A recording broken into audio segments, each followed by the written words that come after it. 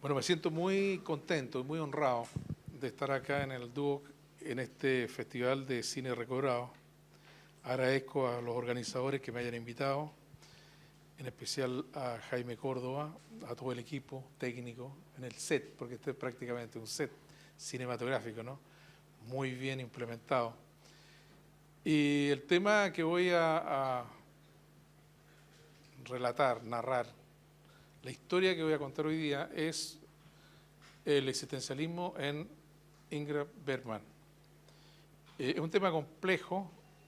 Yo sé que muchos de ustedes no tienen formación filosófica, pero voy a tratar de simplificarlo, no porque el tema sea simple, sino que por el tiempo. Me dijeron 45 minutos, no quiero dejar nada fuera importante, no quiero, no sé, tampoco excederme, y vayamos a ello. Hay un libro que yo les recomiendo que lo lean, de Jordi Puig de Monech, Ingrid Bergman, el último existencialista. Bueno, si Bergman es el último existencialista, ¿quién fue el primero? Es una buena pregunta, como para partir esta conferencia. ¿Qué es el existencialismo y cómo esta filosofía del siglo XX, tributaria de alguna manera del siglo XIX, de pensadores como Kierkegaard, como Nietzsche, y cuyo padre más representativo del existencialismo es Martin Heidegger, filósofo alemán, que el año 1927 renovó, revolcó, cambió toda la filosofía de Europa y del mundo con una famosa obra inconclusa que tituló como Sein und Zeit, Ser y Tiempo, que algunos traducen como el ser y el tiempo, otros la traducen como ser y tiempo. Bueno, para entrar a este tema hay que indicar que la filosofía en el siglo XIX entró en una crisis, porque la filosofía tiene que ver con el ser humano, con cada uno de nosotros. Y antropológicamente hablando, hay dos maneras de ver el ser humano. Uno como un sujeto general, como diría Kant, trascendental, racional, asexuado, sin sentimiento, como lo dijo Kant, como lo dijo Hegel. Y cuando le preguntaban a Kant o a Hegel, oye, pero el ser humano tiene sentimientos también. Sí, pero eso pregúntenle a los poetas. Esto es filosofía, filosofía racional. El eje central de la filosofía es la racionalidad. Este estilo de hacer filosofía entró en crisis, porque no daba la respuesta con respecto a qué soy, de dónde vengo, a dónde voy, qué puedo esperar. ¿Hay esperanza o no hay esperanza? En un mundo donde hay guerra, conflictos, violencia. Entonces, a fines del siglo XIX, aparece un filósofo que se llama Federico Nietzsche, que en su primer libro, que se llama El nacimiento de la tragedia, que yo lo invito a leerlo, un libro muy interesante, y a mi juicio ahí comienza la filosofía contemporánea, se planteó una tarea de buscar en la época helénica antigua, en Homero, en Hesíodo, siglo VIII a.C., el origen del teatro griego. Y descubrió que el ser humano tiene dos grandes fuerzas. Una que le llamó lo dionisiaco, lo desiderativo, el deseo, y otra que le llamó lo apolíneo, que es lo racional, con lo cual se identificó Sócrates y Platón más tarde. Pero esta segunda versión de la filosofía, la platónica, la socrática, terminó ocultando lo desiderativo, o sea, ocultando lo que realmente somos, seres que deseamos. Entonces, esta visión de nuestra existencia fue tomada más tarde por Martin Heidegger y, rebatiendo a su maestro Edmundo Husserl, planteó de que la única pregunta pendiente que tiene el ser humano es el olvido del ser en Occidente. O sea, en otras palabras, nos hemos olvidado qué somos nuestro origen, cuál es nuestro sentido, cuál es nuestro destino. Y ahora un pequeño paréntesis, yo hago clase de ética también profesional, hago dimensión ética en la Universidad de Playa Ancha y la Universidad Católica de Chile, hago filosofía del arte también, y quizás es una de las razones por las cuales estoy acá también. Soy un gran amante del cine. Y el otro día con nuestros alumnos nos tocamos con un tema del determinismo. ¿Estamos determinados o no estamos determinados? Y la oposición al determinismo es el indeterminismo.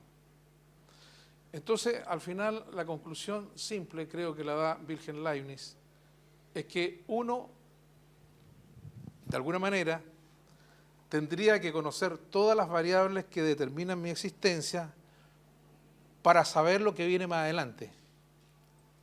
Y por lo tanto, llegar a saber, a conocer las reglas, las normas del universo, y además de eso, conocer las directrices de mi vida, lisa y llanamente sería imposible.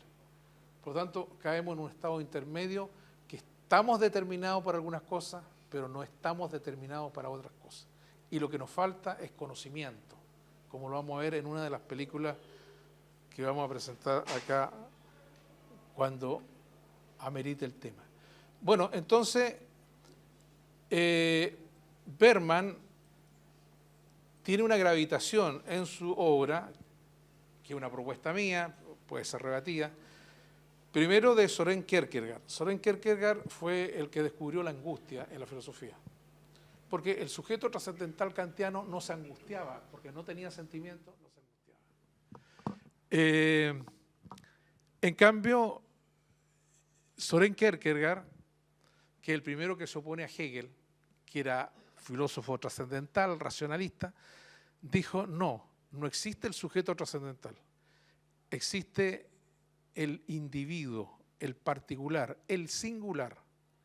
Y cuando tú te das cuenta que eres un singular, te das cuenta que tienes ante ti un vacío que es el futuro, una nada.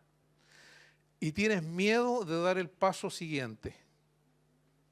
Entonces, ante ese miedo que sentimos de dar el siguiente paso, es necesario reconciliarnos con Dios. Esa es la propuesta de Kierkegaard.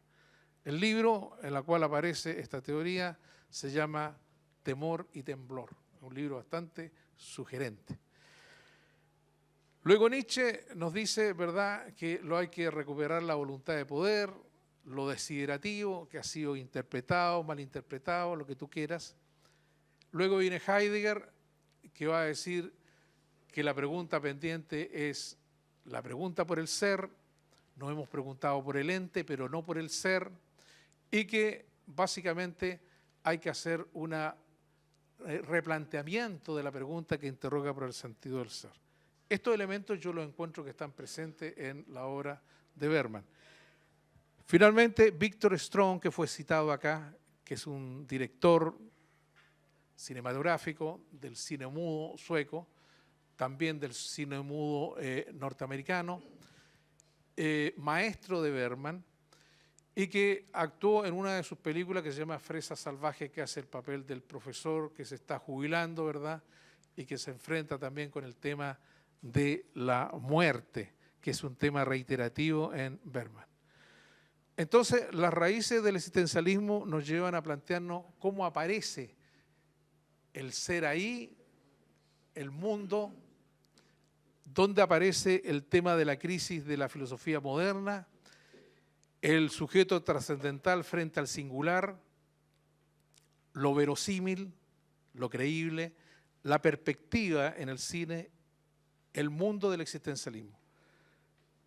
Yo pienso que Bergman es un producto de su tiempo, una época muy compleja, con un peligro nuclear, ¿verdad?, con el término de la Segunda Guerra Mundial, con una crisis moral en el mundo europeo y el mundo norteamericano, y tal como lo dijo Jaime en su presentación, los temas que se van a reiterar en Bergman son la ausencia de Dios, Nietzsche había hablado de la muerte de Dios, ¿no es cierto? Pero acá se ve la ausencia de Dios o también la indiferencia de Dios, o como dijo F.S. Lewis, autor de las Crónicas de Narnia, el alejamiento de Dios. Buscamos a Dios, pero Dios se nos ha alejado. Entonces en Bergman aparece el castigo, la culpa, la redención, el perdón, el dolor y la pena observada en cada una de sus obras. Él tuvo una relación bastante compleja con su padre, como ustedes saben en su biografía, era pastor luterano que seguía por el Antiguo Testamento, este no es un dato menor, aparece ahí presente, ¿verdad?, el vínculo de Jacob con Dios, ¿verdad? Y cuando lo manda Jehová o Yahvé, ¿verdad?, a sacrificar a su hijo, y él se rebela contra Dios, ¿verdad? Y que obviamente es uno de los pasajes más fuertes que hay en el Antiguo Testamento. Eso también aparece, esa rebelión del hombre frente a Dios cuando lo visita la muerte.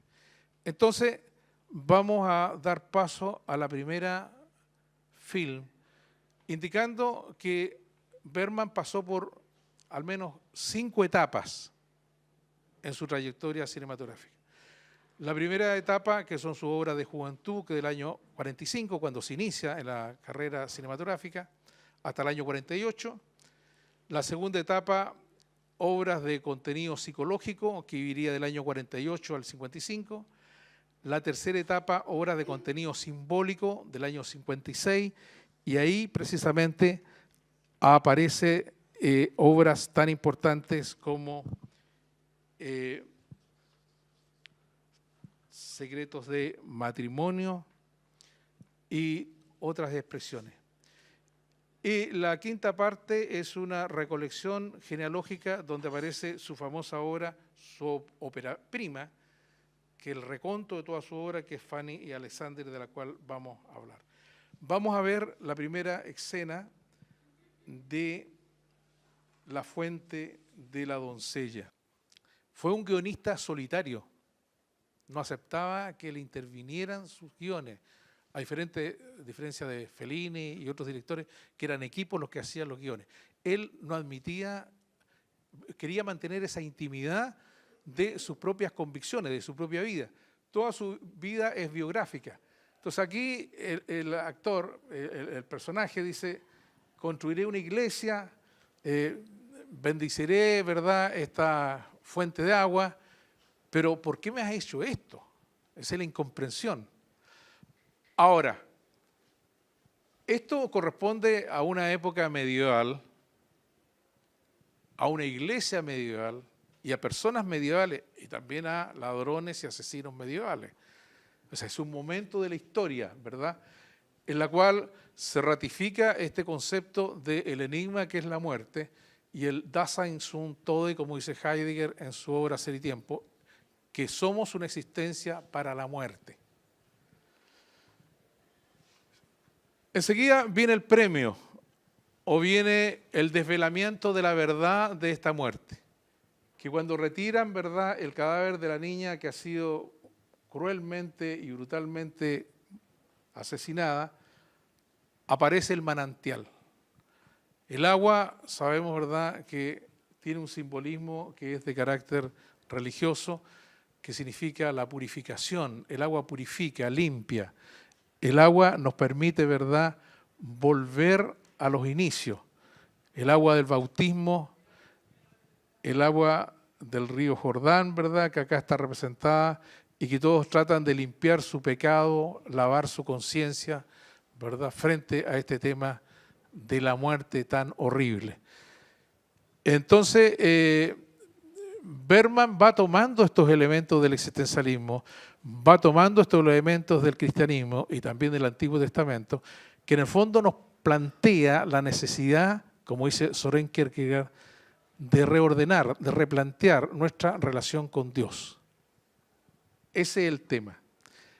Gracias. Luego tenemos la siguiente escena, que nos remontamos al siglo XIV, cuando ha terminado las cruzadas, y un caballero, ¿verdad?, junto a su escudero, que nuevamente interpretado por Mac von Sydow, que es uno de los actores predilectos de Bergman, vuelve de las cruzadas y él, acompañado de su escudero, espera ser recompensado, recibido con honores por el pueblo, con flores, con arcos de triunfo, porque él ha ido a liberar el Santo Sepulcro de los herejes en el Medio Oriente, pero se encuentra con esto, se encuentra con la peste negra, se encuentra con una Europa destruida, enajenada, y con esta procesión que parece una procesión infernal, ¿no es cierto?, de personas ahí con el rostro blanco, con un contraste negro, se juega mucho con los contrastes de los colores. El blanco y negro era una de las formas predilectas de Bergman de hacer su cine, con flagelantes, ¿verdad?, con personas que lloran, pero dentro de un contexto un poco como de comedia. Si ustedes ven la película completa van a ver que hay bufones, hay actores de teatro, hay puesta en escena, que se establece un límite muy particular entre lo real y lo ficticio, lo verosímil, ¿verdad?, y la revelación de la verdad. Entonces el caballero medieval ve estos flagelantes, ve esta procesión que realmente es impresionante, una puesta en escena maravillosa, muy bien lograda, y él le dice a uno de sus escuderos: pregúntale a ese señor que está ahí dormido, ¿dónde estamos? El escudero le pregunta al señor y el señor no responde. Y el señor feudal le dice: ¿quién te respondió? Nada, la nada, el ser y la nada. Estamos en un lugar de nada, nihilismo, que es lo que plantea Nietzsche también en su obra. Entonces comienza el tema, que es una de las categorías fundamentales de nuestra existencia, de rescatar el tiempo perdido, como dijo Marcel Proust. ¿Qué significa esto? Yo fui un caballero con mi escudero, fui a las cruzadas, peleé contra los herejes, liberar el Santo Sepulcro, vuelvo ahora, pero he perdido la fe, he perdido la fe. Entonces encuentra este mundo de caos, de imágenes, de flagelación, y dice el caballero: yo ya no quiero fe, yo ahora quiero sabiduría, quiero sabiduría. Históricamente la fe y la razón han aparecido en contraposición. Entonces, ¿por qué quiero sabiduría? Quiero saber cuánto tiempo me queda en mi existencia, porque si somos un ser para la muerte, como dice Heidegger en el parágrafo 49, ¿qué proyecto puedo hacer para este poco tiempo que me queda? Aprovechar el día, carpe diem, como decía en la Edad Media. Entonces él se va a confesar con un sacerdote, pero resulta que el sacerdote es la muerte. Y ahí hay un diálogo muy profundo, que ya no lo encontramos en el cine contemporáneo, cuando el caballero le pregunta al sacerdote: he buscado a Dios entre las sombras y no lo he encontrado. Y el sacerdote, que es la muerte, el personaje de la muerte, le dice: pero a lo mejor en las sombras no hay nadie. Entonces ahí se ve ese alejamiento de Dios de nosotros. Insisto, este es el tema de la estructura del mundo medieval, terrible por supuesto. Entonces juega un juego de ajedrez. El ajedrez es una batalla medieval, ¿verdad?, de piezas blancas y negras, y el blanco y el negro es lo que se va repitiendo en cada una de estas escenas. Entonces, el señor feudal finalmente, bueno, no les voy a contar el final de la película, para que la vean, El séptimo sello, que entre paréntesis es una de las pocas películas que le gustó al padre de Bergman. Cuando Bergman hacía películas, su padre, que era pastor protestante, no las tomaba en cuenta, no las miraba. Pero el séptimo sello le llamó la atención y lo destacó. Eso dicen sus biógrafos. Entonces, el tema de la muerte está presente y el tema de que somos un ser para la muerte, pero además el horizonte provisional de nuestra existencia es el tiempo. Por eso el título de la obra de Heidegger, Ser y Tiempo. ¿Cuánto tiempo tengo? ¿Cuánto tiempo me queda? Entonces, hay una escena acá en este film en la cual la muerte atrapa a un actor cómico que está arriba de un árbol, escondido, y le dice, baja, tu tiempo terminó. Y el actor dice, no, yo tengo que cumplir con mi trabajo, tengo que ir a cumplir con mi obra de teatro. No. Olvídate de todo eso, olvídate de todo lo que dejaste pendiente en esta existencia. Tu tiempo terminó. Entonces, ese es el gran drama, ¿verdad?, del hombre contemporáneo que se encuentra en este vacío de nuestra existencia. El siguiente film es Escenas de la vida conyugal. Y entre paréntesis, cuando escuchaba yo al director de cine, del director del Centro de Estudios Sueco, recordaba el cinearte. Las películas de Bergman se basaban en el cinearte acá en Viña del Mar, que ahora tengo entendido que hay un proyecto de recuperarlo, ¿no? Y se llenaba el cinearte. O sea, las películas de Bergman impactaron acá en Viña del Mar, la Viña del Mar de los 70, de los 80, pero de manera impactante. Y esta fue una de las películas que mayor éxito tuvo. Esta es una película que tuvo mucho éxito en Estados Unidos. Al principio fue rechazada, eran 5 capítulos, ¿verdad? Pero se hizo un resumen, en la cual es un matrimonio, ¿verdad? En la cual está Marianne y Jacob, ¿verdad? Jacob tiene un trabajo muy particular en una universidad, es psicólogo, y Marianne está encargada de divorcios, y cambia un poco el eje de la temática de Bergman. Esta es una obra cinematográfica extensa, pero de diálogo. Como veíamos en la película anterior, ¿verdad? El séptimo sello era una película de imágenes, de paisajes, de mundo, de contraste entre el blanco y el negro. Este es de diálogo. Entonces acá se ve la típica matrimonio burgués, el cual es criticado por Bergman, en la cual cada cual tiene una interdependencia entre marido y mujer.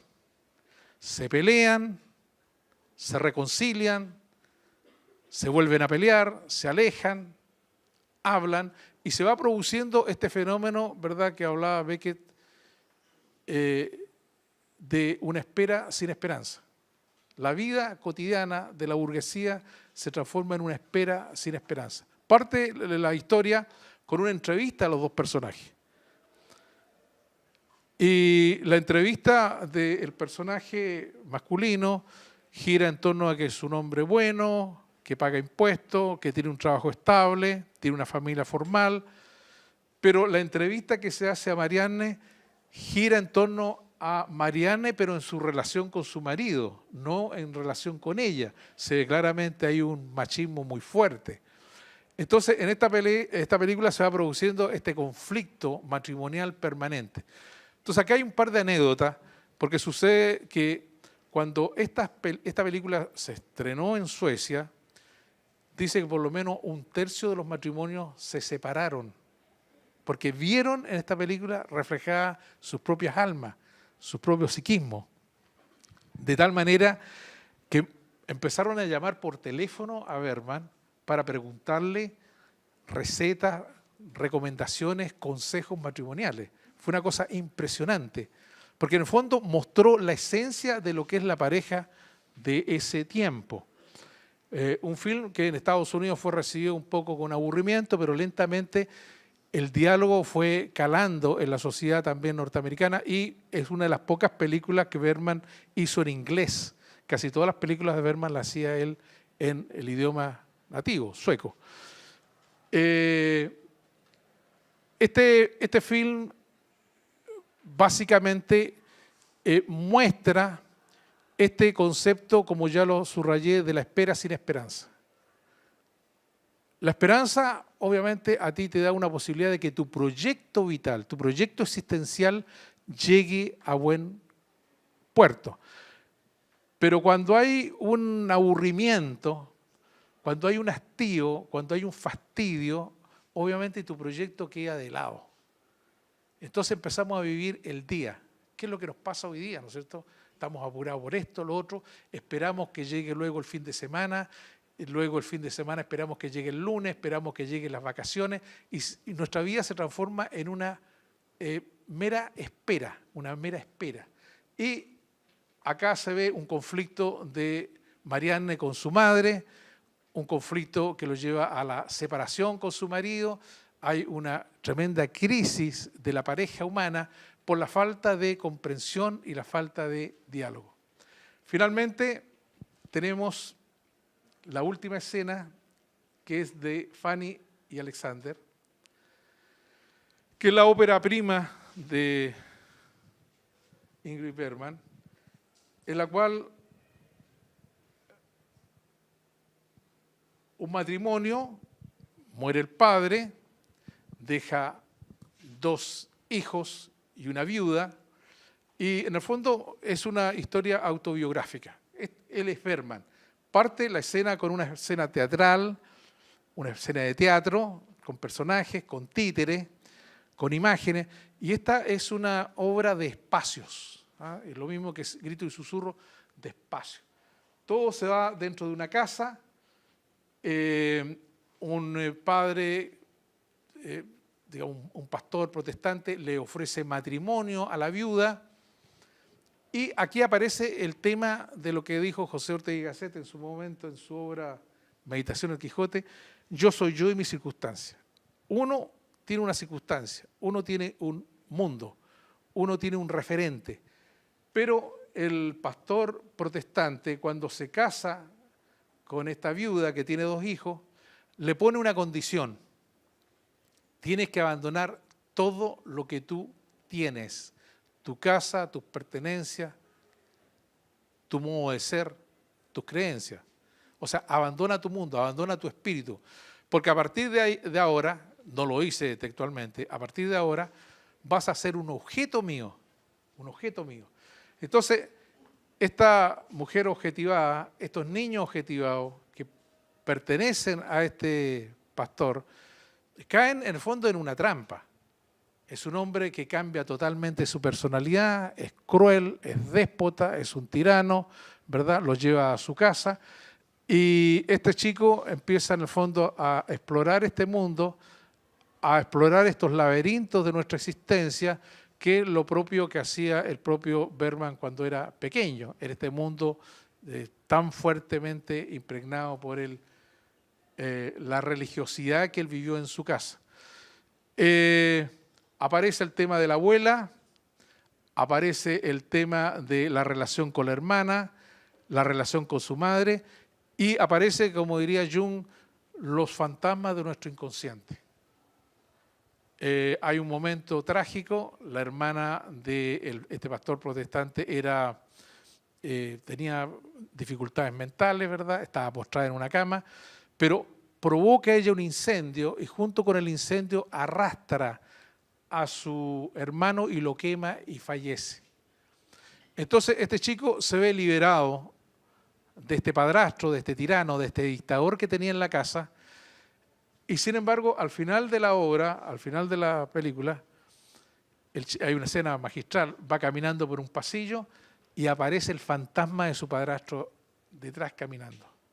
Y lo toca en el hombro y le dice: de mí no te vas a escapar. O sea, lo que dice Jung de los arquetipos, ¿verdad?, del mal, los arquetipos del bien, que siempre están como fantasmas en nuestra existencia y que no nos podemos liberar, que aparecen en nuestra imaginación, en nuestros sueños, en nuestra fantasía y que están presentes. El tiempo. ¿Cuánto tiempo nos queda? ¿Qué he hecho yo con mi existencia? Porque ya no soy un sujeto trascendental, como dijo Hegel. Ahora soy una existencia arrojada a un mundo, como dice Heidegger. Y esa existencia tiene un tiempo para construir mi propia existencia, mi propio proyecto vital, mi propio proyecto existencial.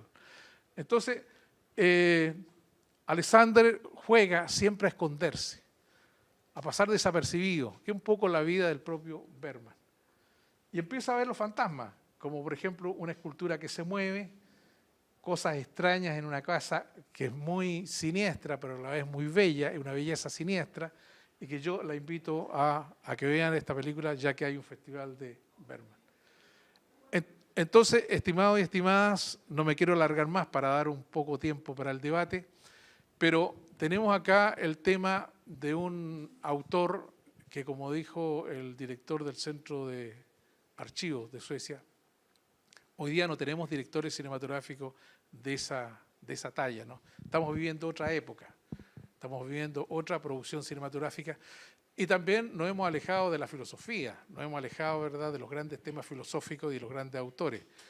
De tal manera que yo le agradezco la atención y si alguien quiere hacer alguna pregunta, se la vamos a agradecer.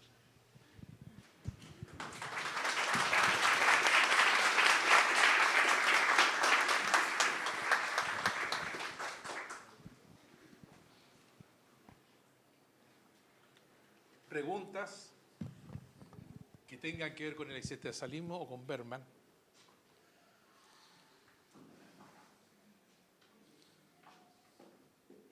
Allá hay una pregunta.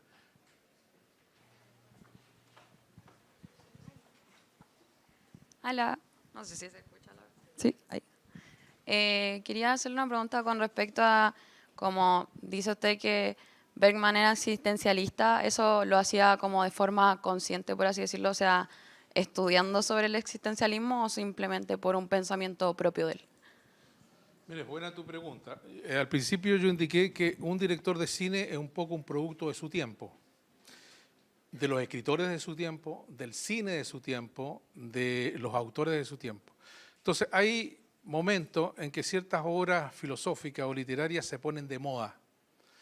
Y en el momento en que Bergman empieza a producir estas películas que hemos analizado muy brevemente, estaba de moda el existencialismo de Jean-Paul Sartre, que llevó el existencialismo a la literatura, el existencialismo que influyó en Salvador Dalí, por ejemplo, en el surrealismo, en Buñuel y otros directores. Entonces, yo la respuesta que te puedo dar, que Bergman, hay un documental que está en YouTube que los recomiendo que vean, que se ve la isla en la cual vivía Bergman. Y tenía una biblioteca fabulosa. Esa biblioteca tenía todas las obras del existencialismo, que yo creo que tiene que haberlas leído, y tenía una cineteca también fabulosa. Y hoy día es prácticamente un lugar de peregrinación para muchos directores como Tim Burton, por ejemplo, como Woody Allen. Woody Allen fue un gran admirador de Bergman, incluso algunas escenas de películas de Bergman él las replicó, las copió en su propia, como homenaje, por supuesto, no como copia, como homenaje en sus propias películas.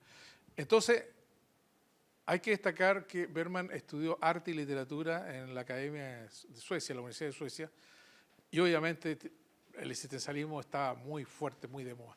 No hay europeo en este momento que no sepa de existencialismo. De Gabriel Marcel, existencialismo cristiano, tiene el libro famoso El misterio del ser. De Heidegger, Ser y tiempo. De Jean-Paul Sartre, El ser y la nada. Todas esas obras fueron muy impactantes. Como lo es hoy día la filosofía posmoderna. O sea, no hay ningún francés que no conozca a Derrida o a Foucault. Es obvio. ¿Verdad? Entonces, Bergman es un hombre inmensamente culto. Y tú te das cuenta, cuando vas viendo las películas, dices, pero si esto lo dijo Kierkegaard, esto lo dijo Heidegger, y esa es la lectura que voy haciendo yo. Ahora, específicamente tendría que ir a la Academia de Suecia a ver los guiones y ver si citó a Heidegger o citó el existencialismo. Pero claramente el existencialismo tiene un lenguaje, y ese lenguaje yo lo veo reflejado en cada una de estas películas. Y por eso le recomendé al principio este libro de Puigdemont, Ingrid Bergman, El último existencialista. Y tiene razón, porque si el primer existencialista fue Kierkegaard, Nietzsche, Heidegger, con la cinematografía de Bergman ya después entra en una decadencia el existencialismo. Fíjate que hay un elemento que no es menor, que los directores de cine hoy día están muy agobiados por los productores. Los productores le imponen los actores. Mira, esta película que va a interpretar tal persona, ya, pero yo quiero que este sea el actor porque este es el actor taquillero. Oye, pero que yo quiero otro actor. No, no, no. Yo soy el que pongo la plata, entonces usted, señor director, va a eliminar del guión tal y tales cosas. Bergman jamás habría admitido eso, que le manipularan los guiones o le manipularan los actores. Él siempre elegía a sus actores. Eso es muy importante. ¿Alguna otra pregunta? Sí.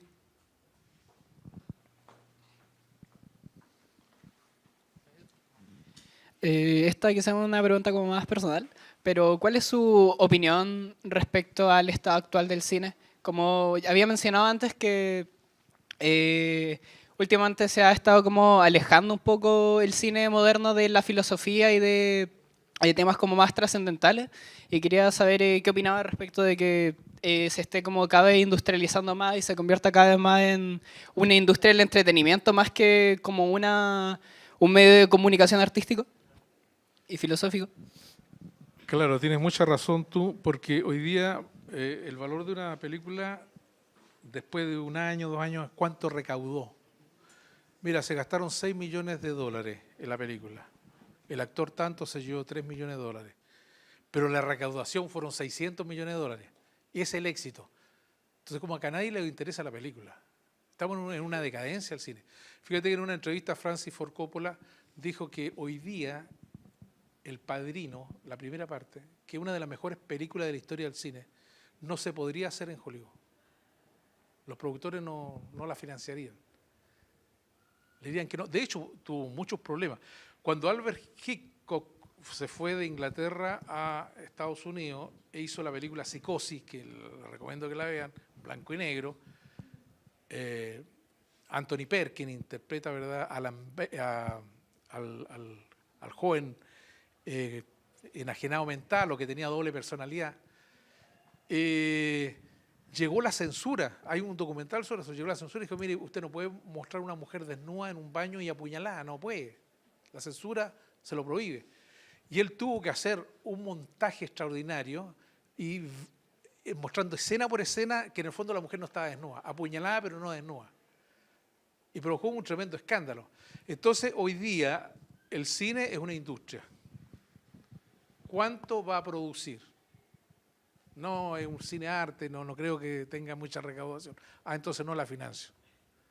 Entonces por eso han surgido muchos cineastas particulares, incluso a nivel artesanal, que hacen ellos mismos sus películas, generan sus propios equipos y cuando les va bien, claro, inmediatamente Hollywood acepta la película.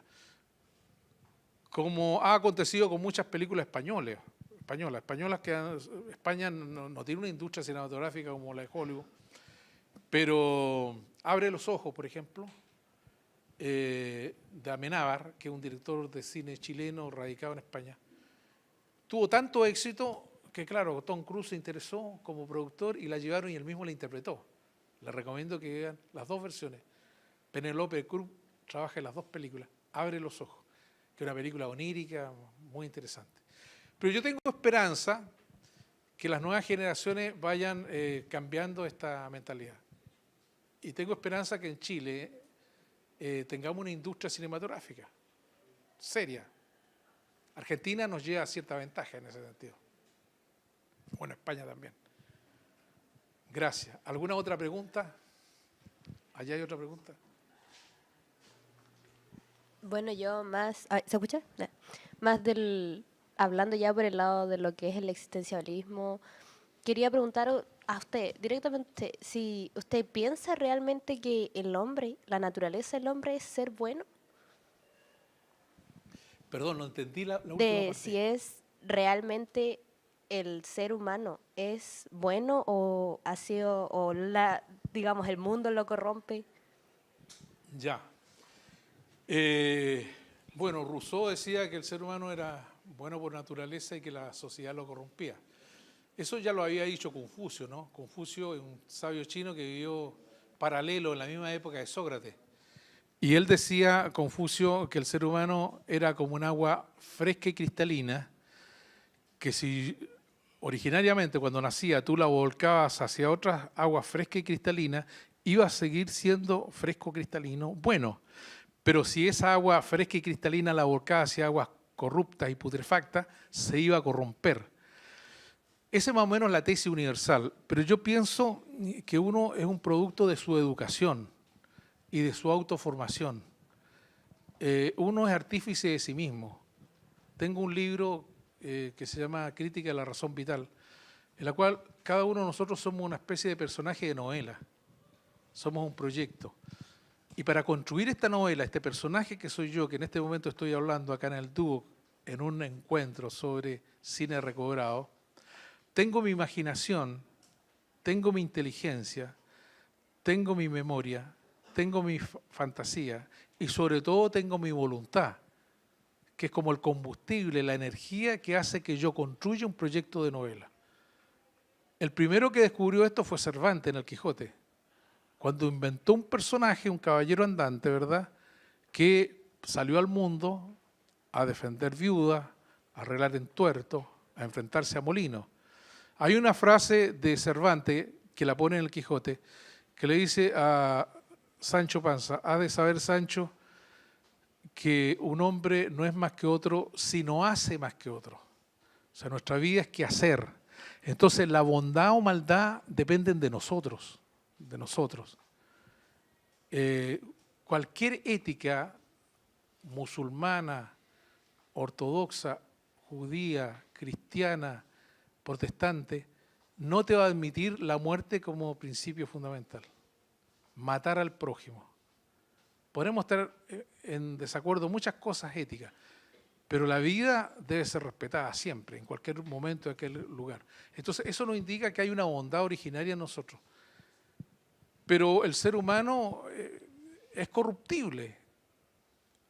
Podemos tener un lado bueno y un lado malo. Somos seres multilaterales. Muchas veces uno hace cosas muy buenas en un determinado ambiente y hace cosas muy malas en otro ambiente. Entonces, este determinismo que decimos, mira, esta persona es mala por naturaleza, eso no existe. Toda persona tiene posibilidad de reivindicarse, de construir su propio proyecto. Pero para ello tenemos que estar desarrollando un hábito que es reflexionar antes de actuar. Y si mi reflexión no me lleva a buen camino, ser capaces de pedir ayuda a las personas que más saben, a mi profesor, a mi director de carrera, a mi mamá, a mi papá, a mi pareja, a las personas que yo veo que son personas que tienen un buen proyecto. Entonces, la acción comunicativa, como dijo Habermas, y que la plantea ahí en Escenas de la vida conyugal, Berman, hay que llevarla a la praxis. Más comunidad. Hoy día los psicólogos están diciendo que ya no hablamos directamente con las personas, hablamos por WhatsApp. Hablamos más por WhatsApp que en forma directa. Bueno, es el esquema de nuestro tiempo. Pero contestando a tu pregunta, yo pienso que nosotros tenemos que hacer un proyecto, madurarlo. Y si tuve una etapa mala, superarla. Si alguien me hizo daño, ser capaz de perdonar. Porque el pasado, me decía un filósofo español amigo mío, el pasado no se puede cambiar. Pero sí se puede intervenir en el pasado mediante el perdón. Cuando tú perdonas, cambias el pasado.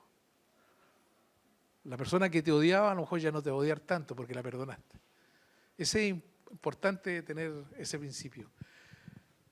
Gracias por la pregunta. ¿Alguna otra pregunta? Sí. ¿Se escucha? Ya. ¿Cuáles serían las películas más recomendadas por usted sobre el existencialismo? ¿De Berman o de otros autores? De cualquier autor. Ah, perfecto. Bueno, yo el año pasado tuve oportunidad de conocer a Herzog, Werner Herzog, no sé si lo conocen ustedes, el autor de Fata Morgana, de Nosferatus, el vampiro, de Aguirre, la cólera de Dios. Bueno, Herzog es un director, según François Truffaut, Werner Herzog es el mejor director de cine del mundo, ¿no? Bueno, Bergman también es el mejor director de cine. Ahí tenemos algunas dudas. Pero películas sobre el existencialismo, yo te recomendaría que viera Nosferatu. Porque nosotros queremos vivir mucho tiempo, ¿verdad?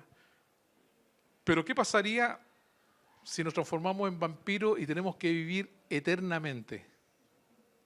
Caeríamos en un aburrimiento terrible. Vivir todos los días la misma vida cotidiana, no poder enamorarnos, ver cómo las otras personas envejecen y mueren. Ese es un tema existencial profundo que está basada en la novela de Bram Stoker, El Conde Drácula, ¿no? Nosferatu, el vampiro. Y a su vez Herzog se inspiró en Murnau, la película de Murnau. Ahí tiene una muy buena película existencialista. El Séptimo Sello, una extraordinaria película existencialista sobre el tema del proyecto, la muerte, la duda, cambiar la sabiduría por la fe. Y sobre ese tema de la fe y la sabiduría les recomiendo que lean la encíclica papal Fides Ratio de Juan Pablo II, que ahí él dice lo que es la fe, dice lo que es la razón y que no son enemigas, perfectamente se pueden complementar. Otra película existencial muy interesante es La Noche Americana de François Truffaut. Excelente film que muestra cómo se hace una película y que los actores en el fondo no son los personajes, la existencia de los actores o de los caracteres, como dijo Aristóteles refiriéndose a los actores de teatro, no son lo mismo. También tenemos La Muerte de la Doncella, otra película existencial muy interesante. Fanny Alexander, también la recomendaría que la vieran. Estoy pensando en directores que son favoritos míos. La Strada de Fellini, una película de dos personajes extraordinaria, interpretada por Anthony Quinn, etcétera, etcétera. Bueno, en otra oportunidad les podría traer una lista de películas sobre eso, pero he nombrado algunas. ¿Alguna otra pregunta? La última pregunta. La última.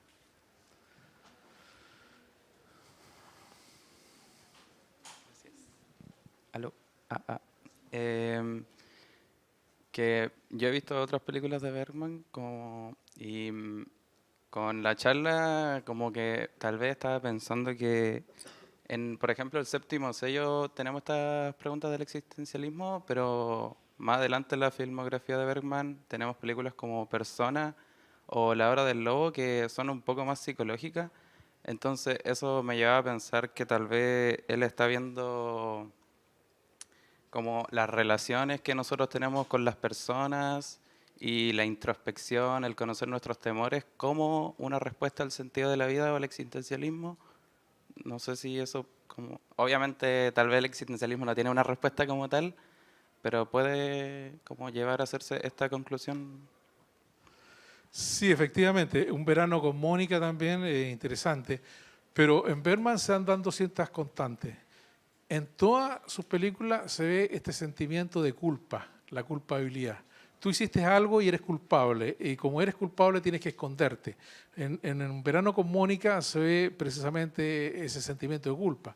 Un joven que tiene una aventura con una niña casi adolescente, inmediatamente la sociedad los pone ahí bajo cobijo, los cuestiona, los sanciona. Esa es una constante que se va dando, la culpa, el perdón, la redención, ¿verdad? Es el tema que el papá de Bergman permanentemente le estaba diciendo. Tú eres culpable, que eso es lo típico, ¿verdad?, de el Antiguo Testamento, de la religión protestante. Porque con el cristianismo aparece la posibilidad del perdón. Si yo soy perdonado, tengo la posibilidad de reconciliarme. La Hora del Lobo también se da ese tema. Son películas profundas que se dan en el existencialismo. Por eso al principio yo mostré como un tema, ciertas categorías, ciertos códigos que se van a repetir en todas las películas de Bergman. En síntesis, todas las películas de Bergman son una sola película. Porque se va repitiendo lo mismo. No caen esas contradicciones.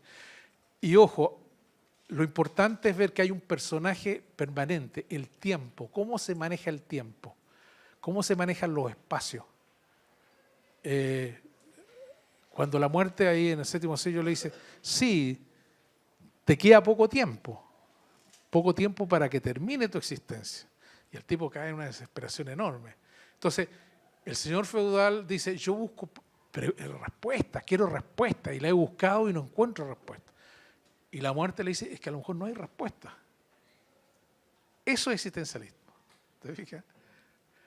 Heidegger dijo, mira, no nos hemos respondido a la pregunta, ¿qué somos como existencia? Porque la pregunta está mal planteada. La pregunta está mal planteada. Cuando tú planteas mal una pregunta es muy difícil que tenga una respuesta. ¿Y cuál es la pregunta óptima? Preguntarnos por el ser sin los entes. Y ahí entramos en la poesía, el pensar poético. Pero eso daría para otra conferencia en otra oportunidad que gustoso se la vengo a dar. Muchas gracias.